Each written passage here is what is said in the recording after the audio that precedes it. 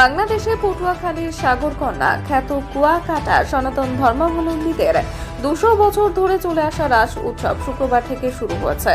ধুয়ে মুছে যাবে সব জাতির পাপ, এই বিশ্বাসে পটুয়াখালীর সাগরকন্যা কুয়াকাটা অনুষ্ঠান হচ্ছে রাসলীলা। সনাতন ধর্মাবলম্বীদের জন্য অন্যতম এক ধর্মীয় উৎসবকে কেন্দ্র করে বৃহস্পতিবার বিকেল থেকে সমুদ্র সৈকতে ভিড় জমিয়েছেন হাজারো নারী পুরুষ। শুক্রবার সন্ধ্যায় কুয়াকাটার রাধাকৃষ্ণ মন্দিরে ভগবানকে আমন্ত্রণ, মঙ্গল ঘট স্থাপন, সন্ধ্যা আরতি, আলোচনা সভা ও ভক্তদের প্রসাদ বিতরণ করা হয়েছে। রাতভর চলছে সঙ্গীতানুষ্ঠান, ভগবত পাঠ ও মহানাম কীর্তন।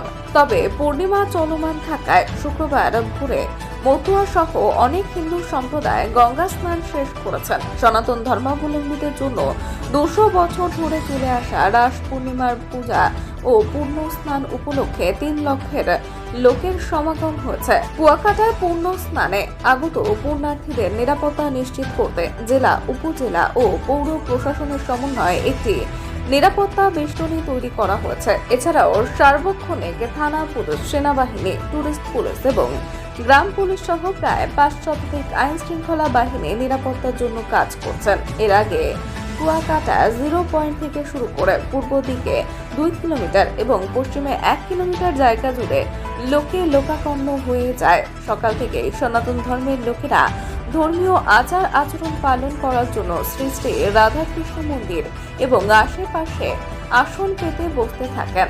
এবছরও পূর্ণিমা তিথিতে হাজারো তীর্থযাত্রীদের পদভারে মুখরিত হয়েছে সমুদ্র সৈকত কুয়াকাটা। এমনটাই বললেন কুয়াকাটা রাজ পুজোর উদযাপন কমিটির সভাপতি কাজল বরণ দাস। ধন্যবাদ। আপনারা জানেন, সকলেই জানেন যে রাস পূর্ণিমা পূজা এবং পুণ্যস্নান গত 150 বছর যাবৎ এই দুবলারচরে অনুষ্ঠিত হয়ে আসছে। এটি একটি ঐতিহ্যবাহী উৎসব। এই উৎসবকে ঘিরে বাংলাদেশ কোস্টগার্ড বিভিন্ন ধরনের নিরাপত্তামূলক ব্যবস্থা গ্রহণ করেছে, যাতে কোনো দুষ্কৃতিকারী এই পুণ্যার্থীদের বা দর্শনার্থীদের মাঝখানে প্রবেশ করে এখানে কোনো দুষ্কৃতিকর্ম পরিচালনা না করে সেই বিষয়ে বাংলাদেশ কোস্টগার্ড সবসময় তৎপর রয়েছে। এছাড়া কেউ যাতে বন্য প্রাণী শিকার করতে না পারে বা বনজ সম্পদ অবৈধভাবে আহরণ না করতে পারে সেই বিষয়ে বাংলাদেশ কোস্টগার্ড সদা তৎপর রয়েছে এবং বাংলাদেশ কোস্টগার্ডের গোয়েন্দা তৎপরতা চলমান রয়েছে।